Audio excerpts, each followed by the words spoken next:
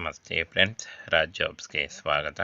Friends, ಅಂಚೆ ಬ್ಯಾಂಕ್ನಿಂದ ನೇಮಕಾತಿಯ ಹೊಸ ಅಧಿಸೂಚನೆ ಬಿಡುಗಡೆಯಾಗಿದೆ ನೋಡಿ. ಸಂಪೂರ್ಣವಾಗಿ ವರ್ಕ್ ಫ್ರಮ್ ಹೋಮ್ ಉದ್ಯೋಗಗಳಾಗಿರ್ತವೆ. ಈ ಒಂದು ಹುದ್ದೆಗಳು ಸಂಪೂರ್ಣವಾಗಿ ವರ್ಕ್ ಫ್ರಮ್ ಹೋಮ್ ಉದ್ಯೋಗಗಳಾಗಿರ್ತವೆ. ಹಾಗೆ ಇಲಾಖೆಯಿಂದ ನಿಮಗೆ ಟ್ರೈನಿಂಗನ್ನು ಕೂಡ ನೀಡಲಾಗುತ್ತೆ. ಪ್ರೆಷರ್ ಕೂಡ ಅರ್ಜಿಗಳನ್ನ ಸಲ್ಲಿಸಬಹುದು. ಫ್ರೆಂಡ್ಸ್, ಈ ಒಂದು ಹುದ್ದೆಗಳಿಗೆ ಪ್ರೆಷರ್ ಕೂಡ ಅರ್ಜಿಗಳನ್ನ ಸಲ್ಲಿಸಬಹುದು.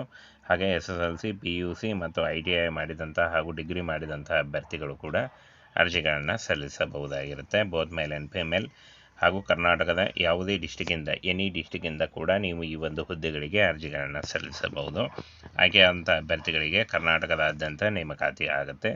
ಇನ್ನು ಇಲ್ಲಿ ನೋಡಿ, IPBP ಅಂದರೆ ಇಂಡಿಯನ್ ಪೋಸ್ಟ್ ಬ್ಯಾಂಕ್, ಅಂಚೆ ಬ್ಯಾಂಕ್ ನೋಡಿ, ಭಾರತೀಯ ಅಂಚೆ ಬ್ಯಾಂಕ್ನಿಂದ ನೇಮಕಾತಿ ಇರುತ್ತೆ. ಸಂಪೂರ್ಣವಾಗಿ ಈ ಒಂದು ಹುದ್ದೆಗಳಿಗೆ ಆನ್ಲೈನ್ ಮೂಲಕ ಅರ್ಜಿಗಳನ್ನು ಸಲ್ಲಿಸಬೇಕಾಗುತ್ತೆ. ಹಾಗೆ ಈ ಒಂದು ಹುದ್ದೆಗಳಿಗೆ ಸಂಬಂಧಪಟ್ಟಂತೆ ವಿದ್ಯಾರ್ಹತೆ, ವಯೋಮಿತಿ, ವೇತನ ಶ್ರೇಣಿ, ಅರ್ಜಿ ಶುಲ್ಕ ಸೇರಿದಂತೆ ಮುಂತಾದ ಒಂದು ಹುದ್ದೆಗಳಿಗೆ ಬೇಕಾದಂಥ ಸಂಪೂರ್ಣ ಮಾಹಿತಿ ವಿಡಿಯೋದಲ್ಲಿ ಇರುತ್ತೆ ನೋಡಿ. ಇಲ್ಲಿ ಕಾಣಿಸ್ತಾ ಇದೆ, ನೇಮಕಾತಿಯ ಸಂಸ್ಥೆ ಭಾರತೀಯ ಅಂಚೆ ಬ್ಯಾಂಕ್ನಿಂದ ನೇಮಕಾತಿ ಇರುತ್ತೆ.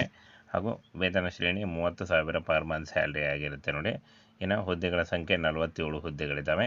ಇನ್ನು ಫ್ರೆಂಡ್ಸ್, ಈ ಒಂದು ಹುದ್ದೆಗಳಿಗೆ ಕರ್ನಾಟಕದಲ್ಲೂ ಕೂಡ ನೇಮಕಾತಿ ಇರುತ್ತೆ ನೋಡಿ. ಕರ್ನಾಟಕದಲ್ಲೂ ಕೂಡ ಈ ಒಂದು ಹುದ್ದೆಗಳಿಗೆ ನೇಮಕಾತಿ ಇರುತ್ತೆ. ಹಾಗೆ ಫ್ರೆಂಡ್ಸ್, ಈ ಒಂದು ಹುದ್ದೆಗಳಿಗೆ ಟ್ರೈನಿಂಗ್ ಕೂಡ ಇರುತ್ತೆ. ಇನ್ನು ವೇತನ ಶ್ರೇಣಿಯನ್ನು ನೋಡೋದಾದರೆ 30,000 ಇರುತ್ತೆ ನೋಡಿ.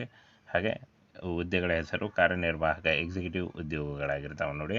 ಇನ್ನು ಫ್ರೆಂಡ್ಸ್, ಭಾರತೀಯ ಅಂಚೆ ಇಲಾಖೆಯಿಂದ ಈ ಒಂದು ನೇಮಕಾತಿ ಆಗಿರುತ್ತೆ. 21 ವರ್ಷದಿಂದ 35 ವರ್ಷದ ಒಳಗಿನವರು ಅರ್ಜಿಗಳನ್ನು ಸಲ್ಲಿಸಬಹುದು. OBC ಅಭ್ಯರ್ಥಿಗಳಿಗೆ 3 ವರ್ಷ ಮತ್ತು SC/ST ಅಭ್ಯರ್ಥಿಗಳಿಗೆ 5 ವರ್ಷಗಳ ವಯೋಮಿತಿ ಸಡಿಲಿಕೆ ಕೂಡ ಇರುತ್ತೆ.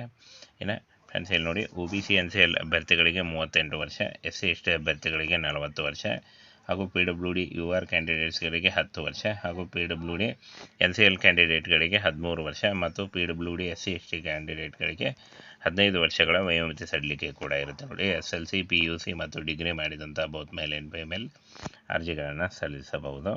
SC/ST, PWD ಅಭ್ಯರ್ಥಿಗಳಿಗೆ 150 ರೂಪಾಯಿ ಅರ್ಜಿ ಶುಲ್ಕ ಇದ್ದರೆ, ಎಲ್ಲ ಇತರೆ ಉಳಿದಂಥ ಅಭ್ಯರ್ಥಿಗಳಿಗೆ 750 ರೂಪಾಯಿ ಅರ್ಜಿ ಶುಲ್ಕ ಇರುತ್ತೆ ನೋಡಿ. ಪಾವತಿ ಮಾಡುವ ವಿಧಾನ ಆನ್ಲೈನ್ ಮೂಲಕ ನೀವು ಪಾವತಿಯನ್ನು ಮಾಡಬಹುದು.